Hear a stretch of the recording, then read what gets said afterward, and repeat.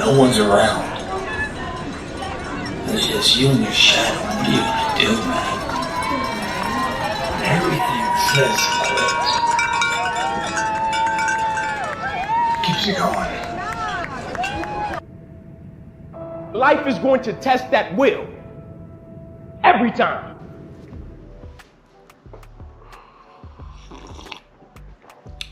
What's up, guys? It's been a minute. Welcome.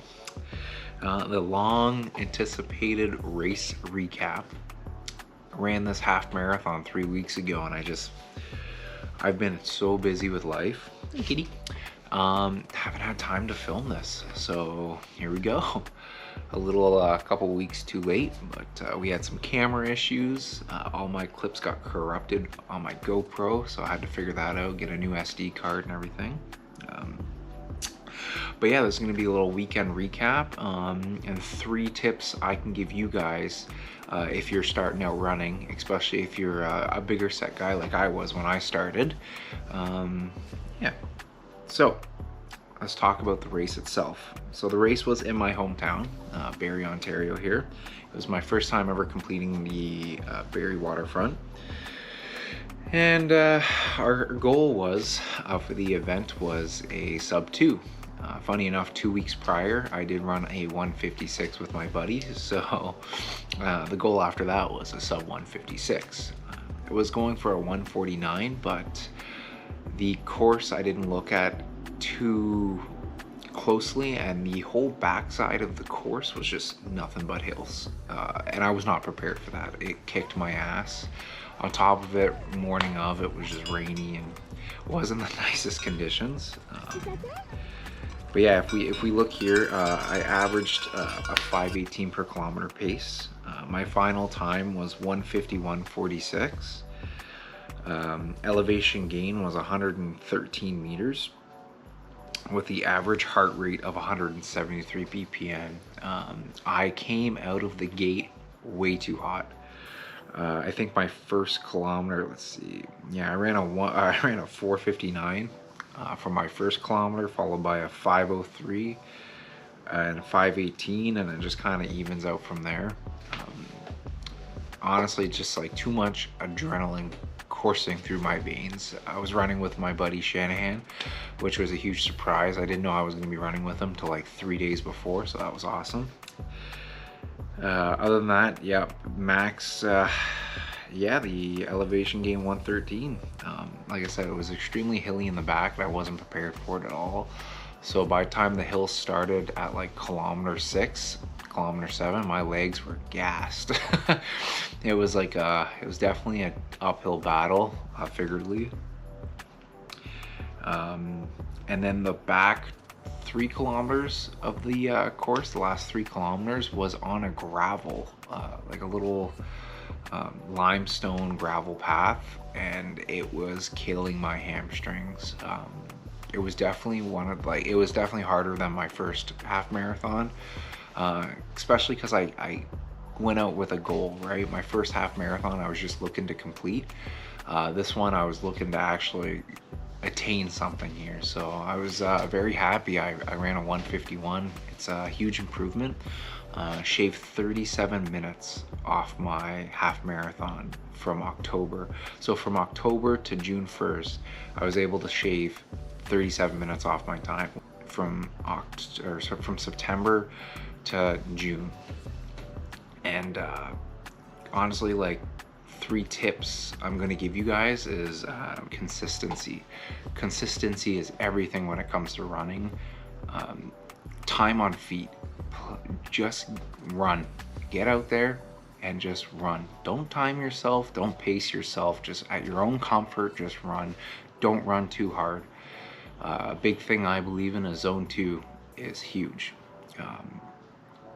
You know what I mean? You should be doing 3 zone 2 runs a week, minimum half hour, and then 1 long run, which is usually also zone 2 on the weekend, mixed with 1 speed run, or speed day I should say, somewhere in the middle of the week.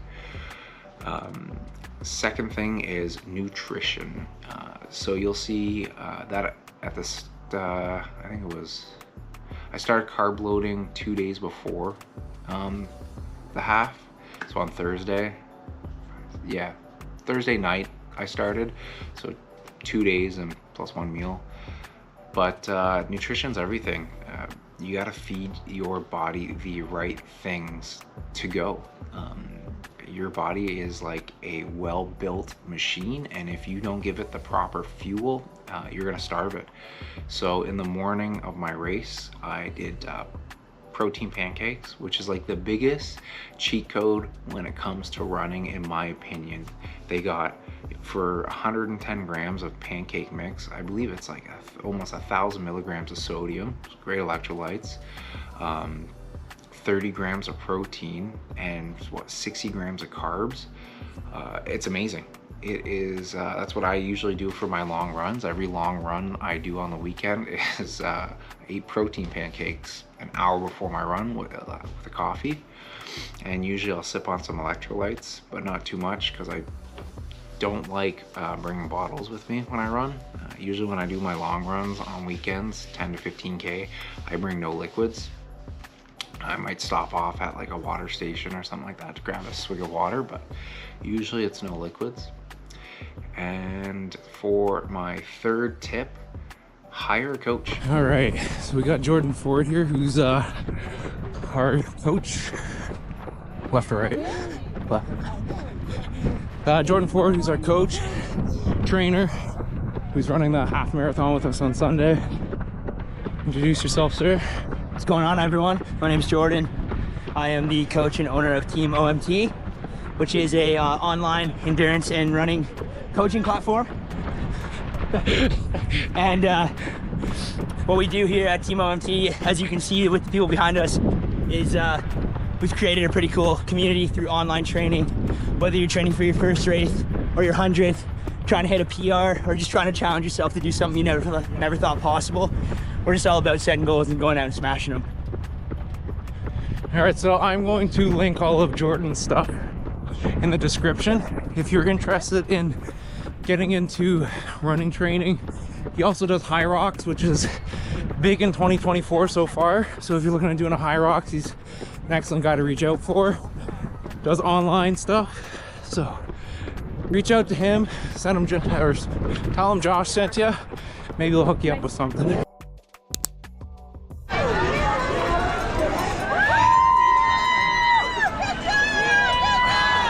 Awesome, thank you.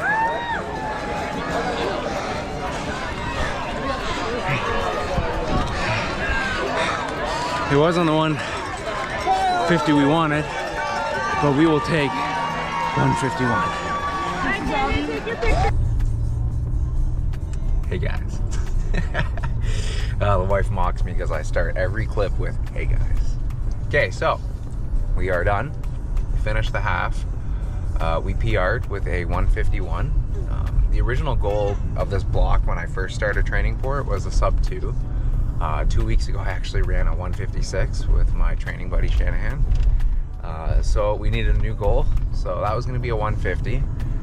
But I'm going to settle with a 151. The course was a lot hillier than I thought it was going to be. We'll go through that in the race recap after. And my hamstring, for some odd reason, around kilometer 10, I don't know if it was the hills or something, but it was locking up pretty bad. At like kilometer 16, I started doing a lot of like walk and run for a few paces until my wife texted me, go one more, and it just like sparked a tear and it just started going. I am finishing or recovering from the run with a shaker-sized cup of chocolate milk and a muffin and coffee from McDonald's. And we're gonna try to find some Band-Aids because, yeah, we ended up getting nipple chafe.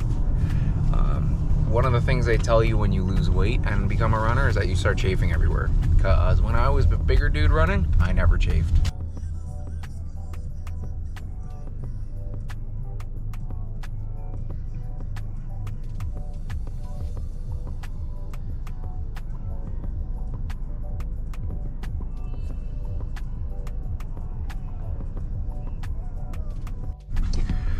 All right, football is done.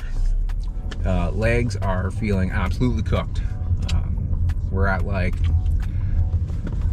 probably like 30,000 steps for the day so far. Now we're heading to go grab some lunch, see my sister and her husband. My mom and dad are in town too, so we're gonna go sit down, have that, and head home and not move. Probably go for a nice hot bath, Epsom salt. Will has sent us a new updated workout, so we'll go over that for the week coming. I'm gonna try to vlog a lot more. We're about 80 days out from my show, and yeah, we're sitting lean and mean right now. 209 on the scale, so we're 10 pounds lighter from Will's video. Is that so, buddy? So yeah, keep you guys posted. We got more videos coming.